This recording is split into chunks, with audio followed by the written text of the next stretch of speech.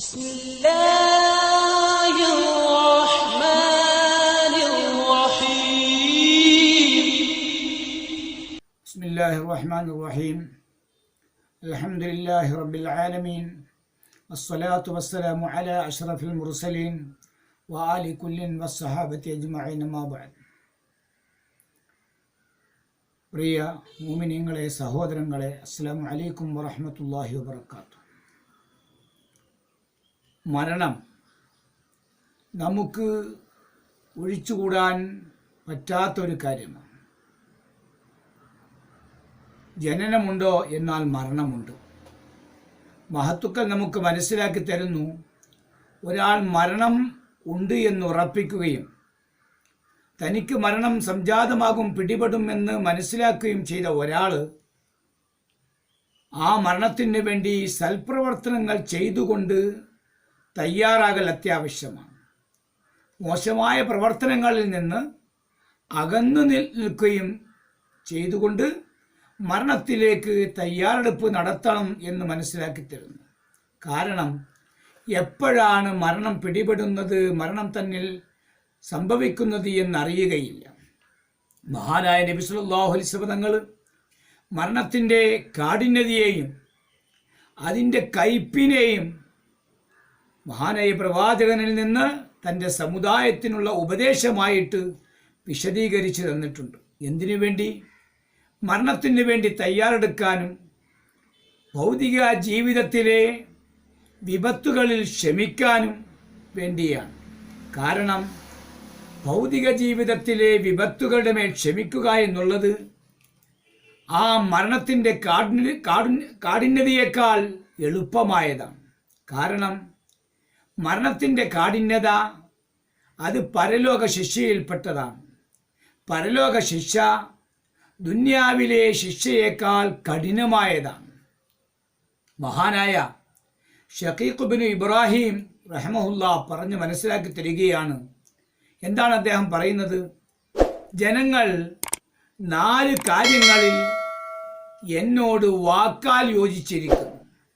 എന്നാൽ ആ 4 കാര്യങ്ങളിൽ വാക്കാൽ യോജിച്ചെങ്കിലും പ്രവൃത്തിയിൽ അവർ എന്നോട് എതിരായിരിക്കുകയും ചെയ്തിരിക്കുന്നു എന്ന് മഹാനായ ഷഖീഖ് ഇബ്നു ഇബ്രാഹിം എന്നവർ പറയുകയാണ്. എന്താണ് അതിൽ ഒന്നാമത്തെ കാര്യം? അവർ ഇന്ന അബീദുല്ലാഹി തആല, ഞങ്ങൾ അള്ളാഹിൻ്റെ അടിമകളാണെന്ന് അവർ പറയുന്നു.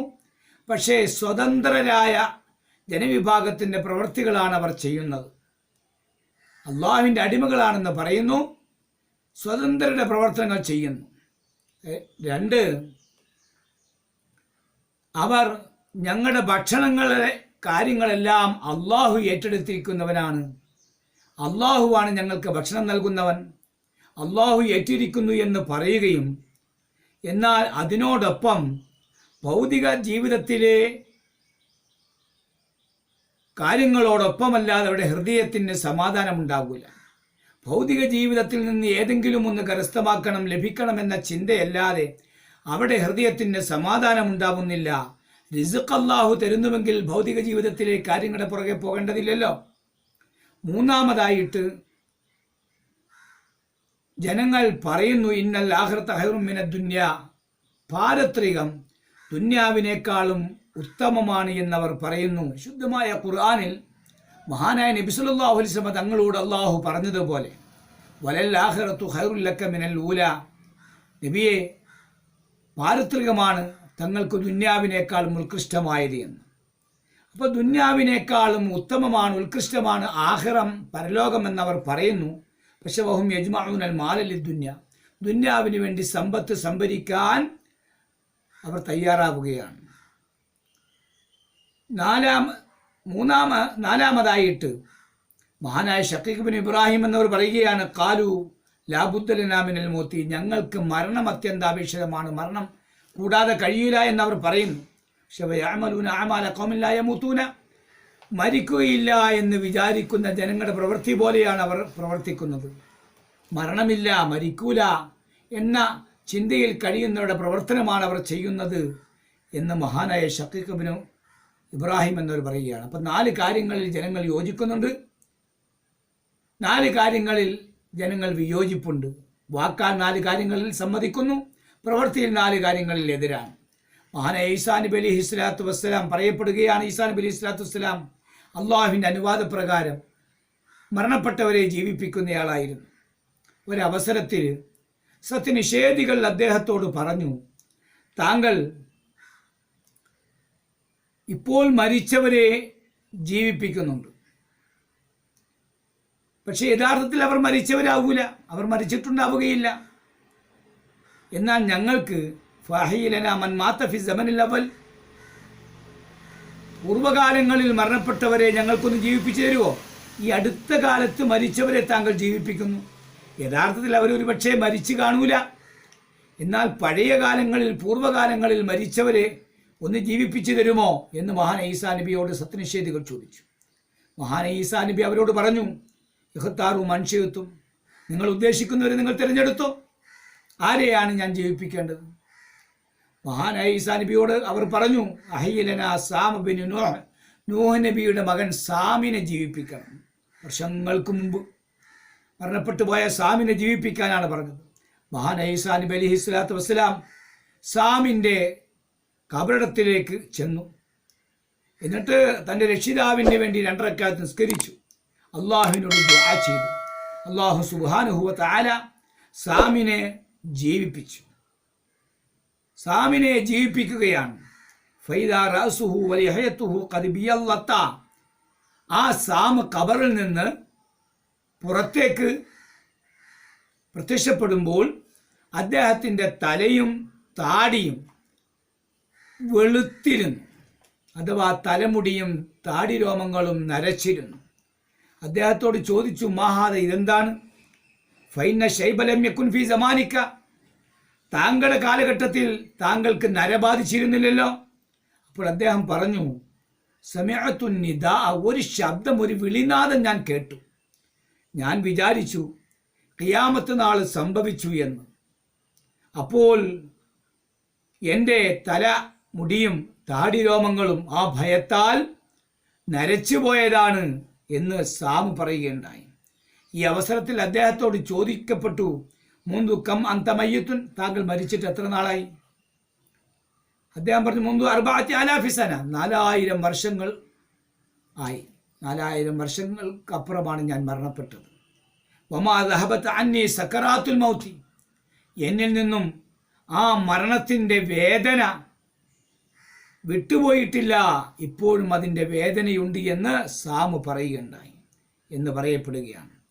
ഇബ്രാഹിം ഇബ്നു അദ്ഹം റഹ്മത്തുള്ളാഹി അലൈഹി റിപ്പോർട്ട് ചെയ്യപ്പെടുകയാണ്.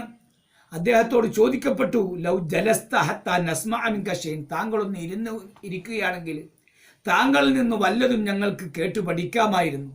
അപ്പോൾ അദ്ദേഹം പറഞ്ഞു, ഇന്നി മശ്ഊലുൻ ബി അർബഅത്തി അശ്യാ, ഞാൻ 4 കാര്യങ്ങളെ കൊണ്ട് ജോലിയായവനാണ്, 4 കാര്യങ്ങളിൽ ഏർപ്പെട്ടിരിക്കുകയാണ്. ഫലോ ഫറഗ്തു മിൻഹാ ലജലസ്തു മഅക്കും, ഞാൻ ആ 4 കാര്യങ്ങളിൽ നിന്ന് വിരമിച്ചാൽ നിങ്ങളോടൊപ്പം ഞാൻ ഇരിക്കാം. ആ 4 കാര്യങ്ങൾ ഏതാണെന്ന് ചോദിക്കപ്പെട്ടപ്പോൾ അദ്ദേഹം പറഞ്ഞു, 1, ഇന്നി തഫക്കർതു യൗമൽ മീസാഖി, ആ കരാറ് ദിവസത്തെക്കുറിച്ച് ഞാൻ ചിന്തിച്ചു. അല്ലാഹു തആല ആദം സന്തതികളിൽ നിന്ന് കരാർ സ്വീകരിച്ചപ്പോൾ അല്ലാഹു സുബ്ഹാനഹു വ തആല പറഞ്ഞിരുന്നു, ഹൗലായി ഫിൽ ജന്ന, ഈ വിഭാഗങ്ങൾ, ഈ കൂട്ടർ സ്വർഗത്തിലാണ്, ഹൗലായി ഫിന്നാരി, ഈ കൂട്ടർ നരകത്തിലാണ് എന്ന് അല്ലാഹു തആല പറഞ്ഞിരുന്നു. ഫലം അതിരി മിൻ അയ്യിൽ ഫരീഖൈനി കുന്തു അന, ഈ 2 വിഭാഗത്തിൽ ഏത് വിഭാഗത്തിലാണ് ഞാൻ എന്നെനിക്കറിയുകയില്ല. ആ ചിന്തയിലാണ് ഞാൻ, ആ ജോലിയിലാണ് ഞാൻ. രണ്ടാമതായിട്ട് തഫക്കർതു ബി അന്നൽ വലദ ഇദാ ഖലല്ലാഹു തആല ബി ഖൽഖിഹി ഫി ബത്നി ഉമ്മിഹി, ഞാൻ ചിന്തിച്ചു, ഒരു സന്താനം, ആ സന്താനത്തെ അല്ലാഹു സുബ്ഹാനഹു വ തആല ആ കുട്ടിയുടെ ഉമ്മയുടെ വയറ്റിൽ വെച്ച് സൃഷ്ടിക്കാൻ അല്ലാഹു തആല ഉദ്ദേശിക്കുകയും അങ്ങനെ ജീവൻ ഊതാൻ ഉദ്ദേശിക്കുകയും ചെയ്തപ്പോൾ ആ കുട്ടിയെ കൊണ്ട് പരമേൽപ്പിക്കപ്പെട്ട മലക്ക് അല്ലാഹുവിനോട് ചോദിച്ചു, യാ റബ്ബി അശഖിയുൻ അം സഈദ്, ഈ കുട്ടി പരാജിതനാണോ അതല്ല വിജയിയാണോ, പരാജിതരുടെ ലിസ്റ്റിലാണോ വിജയിയുടെ ലിസ്റ്റിലാണോ എന്ന് ചോദിക്കുകയുണ്ടായി. ഫലം മതിരി, എനിക്കറിയൂല. ഞാൻ ആ സമയത്ത് ഷഖീന്റെ വിഭാഗത്തിലാണോ, അതല്ല പരാജിതരായ വിഭാഗത്തിലാണോ, അതല്ല വിജയികളുടെ വിഭാഗത്തിലാണോ എന്ന് എനിക്കറിയുകയില്ല എന്ന് മഹാനായ ഇബ്രാഹിം ഇബ്നു അദ്ഹം റഹ്മത്തുള്ളാഹി അലൈഹി ആ കാര്യത്തിൽ ഞാൻ ചിന്തിച്ചുകൊണ്ട് ജോലിയായിക്കൊണ്ടിരിക്കുകയാണ്. മൂന്നാമതായിട്ട് അദ്ദേഹം പറയുകയാണ്, ഹീന യൻസിലു മലക്കുൽ മൗത്തി, മലക്കുൽ മൗത്ത് വരുമ്പോൾ, ഫൈദ അറാദ യഖ്ബല റൂഹി, എൻ്റെ ജീവൻ പിടിക്കാൻ വേണ്ടി മലക്ക് ഉദ്ദേശിക്കുമ്പോൾ മലക്ക് ചോദിക്കും, യാ റബ്ബി അമഅൽ മുസ്ലിമീന അമഅൽ കാഫിരീൻ, ഇവൻ മുസ്ലിമീങ്ങളോടൊപ്പമാണോ കാഫിരീങ്ങളോടൊപ്പമാണോ? ഫല അതിരി, എനിക്കറിയില്ല ഞാൻ മുസ്ലിമീങ്ങളിൽപ്പെട്ടയാളാകുമോ കാഫിരീങ്ങളിൽപ്പെട്ടയാളാകുമോ എന്ന ചിന്തയിലാണ് ഞാൻ, ആ ജോലിയിലാണ്. നാലാമതായിട്ട് അദ്ദേഹം പറഞ്ഞു, അള്ളാഹുവിൻ്റെ വാക്കിനെ കുറിച്ച് ഞാൻ ചിന്തിച്ചു.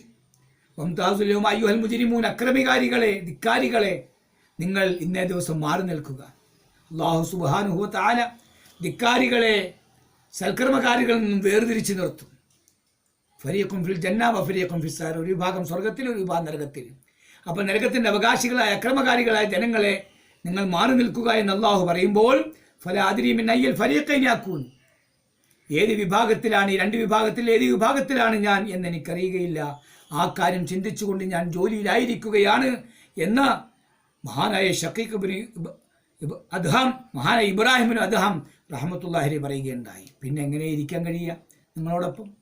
ഈ 4 കാര്യം ചിന്തിച്ചുകൊണ്ട് കഴിഞ്ഞു കൊടുക്കുകയാണ് ഞാൻ എന്ന് മഹാനവറുകൾ പറയും. മഹാനായ അബ്ദുല്ലാഹി ഇബ്നു മസ്ഊദ് റളിയല്ലാഹു അൻഹുവിനെ തൊട്ട് പറയപ്പെടുന്നു, റിപ്പോർട്ട് ചെയ്യുന്നു, അദ്ദേഹം പറയുകയാണ്, അദ്ദേഹത്തോട് ചോദിക്കപ്പെട്ടപ്പോൾ അദ്ദേഹം പറയുന്നു, അയ്യുൽ മുഅ്മിനീന അഫ്ളലു, സത്യവിശ്വാസികളിൽ ഏറ്റവും ഉത്കൃഷ്ടമായവർ ആരാണെന്ന് ചോദിക്കപ്പെട്ടപ്പോൾ അദ്ദേഹം പറഞ്ഞു, അഹ്സനുഹും ഖുലുഖ, ഏറ്റവും നല്ല സ്വഭാവത്തിൻ്റെ ഉടമകളാണ് സത്യവിശ്വാസികളിൽ ഏറ്റവും ശ്രേഷ്ഠമേറിയവർ. വീണ്ടും അദ്ദേഹത്തോട് ചോദിച്ചു, വഅയ്യുൽ മുഅ്മിനീന അഖിയസു, സത്യവിശ്വാസികളിൽ ഏറ്റവും ബുദ്ധിയുള്ളവരാരാ, ബുദ്ധിമാന്മാരാരാ? അദ്ദേഹം പറഞ്ഞു, അക്സറുഹും ലിൽ മൗതി ദിക്റ, മരണത്തെക്കുറിച്ച് ധാരാളമായി ഓർക്കുന്നവരാണ് സത്യവിശ്വാസികളിൽ ബുദ്ധിമാന്മാർ. മാത്രമല്ല വഅഹ്സനുഹും ലഹു ഇസ്തിഅദാദ, മരണത്തിന് വേണ്ടി ഏറ്റവും നല്ല രീതിയിൽ തയ്യാറെടുക്കുന്നവരുമാണ് എന്ന് മഹാനവറുകൾ പറഞ്ഞു. മഹാനായ പ്രവാചകന്റെ ഹദീസിലുണ്ടല്ലോ, അൽ കയ്യിസു മൻ ദാന നഫ്സഹു, ബുദ്ധിമാൻ എന്ന് പറഞ്ഞാൽ ആരാ? തൻ്റെ നഫ്സിനെ അധീനപ്പെടുത്തിയവനാണ്, കീഴ്പ്പെടുത്തിയവനാണ്. വഅമല ലിമാ ബഅദൽ മൗതി, മരണത്തിന് ശേഷമുള്ള ജീവിതത്തിന് വേണ്ടി അമലുകൾ ചെയ്യുന്നവനാണ് ബുദ്ധിമാന്മാർ. വൽ ആജിസു മൻ അത്ബഅ നഫ്സഹു ഹവാഹ, അശക്തൻ തൻ്റെ നഫ്സിനെ ദേഹേച്ഛയോട് പിന്തുടർത്തുന്നവനാണ്. ദേഹേച്ഛയെ, തൻ്റെ ശരീരം ദേഹേച്ഛയെ പിൻപറ്റുക, ശരീരത്തെ ദേഹേച്ഛയെ പിൻപറ്റുന്നതിന് വഴിയൊരുക്കുക, ദേഹേച്ഛയെ പിൻപറ്റുന്നവർ. തമന്ന അലല്ലാഹി തആല അൽ-അമാനിയ, അതോടൊപ്പം അള്ളാഹുവിൽ നിന്ന് മഗ്ഫിറത്ത് ലഭിക്കാൻ വേണ്ടി ആഗ്രഹിക്കുകയും ചെയ്യുക. ദേഹേച്ഛക്ക് അഡിക്റ്റായിട്ട് അള്ളാഹുവിൽ നിന്ന് മഗ്ഫിറത്ത് ലഭിക്കണമെന്ന് ആഗ്രഹിക്കുക. ഇവരാണ് ആജിസ്, കഴിവില്ലാത്തവൻ, ബുദ്ധിയില്ലാത്തവൻ എന്ന് പറയുകയുണ്ടായി. ഇവിടെ മരണത്തെക്കുറിച്ചാണ് ഈ സംഭവങ്ങളുടെ പ്രധാനമായിട്ടും നമുക്ക് മനസ്സിലാക്കി തരുന്നത്. ആ മരണത്തിൽ നിന്ന് രക്ഷപ്പെടാൻ, മരണത്തിന് ശേഷമുള്ള ജീവിതം ഭാസുരമാക്കാൻ സൽപ്രവർത്തനങ്ങളിൽ മുന്നേറണം. അള്ളാഹു നമുക്ക് അതിന് തൗഫീഖ് നൽകുമാറാകട്ടെ. അള്ളാഹു സുബ്ഹാനഹു വ തആല നമ്മയും നമ്മിൽ മരണപ്പെട്ടു പോയ എല്ലാവരെയും അവൻ്റെ സ്വർഗത്തിൽ ഒരുമിച്ച് കൂട്ടി അനുഗ്രഹിക്കുമാറാകട്ടെ. നമ്മിൽ ആരെല്ലാം രോഗങ്ങൾ കൊണ്ട് പരീക്ഷിക്കപ്പെടുന്നവരുണ്ടോ എല്ലാവരുടെയും രോഗങ്ങൾ അല്ലാഹു തആല ശിഫ തന്ന് അനുഗ്രഹിക്കുമാറാകട്ടെ. വാഖിറു ദഅവാന അനിൽ ഹംദുലില്ലാഹി റബ്ബിൽ ആലമീൻ. അസ്സലാമു അലൈക്കും വറഹ്മത്തുള്ളാഹി വബറകാതുഹു.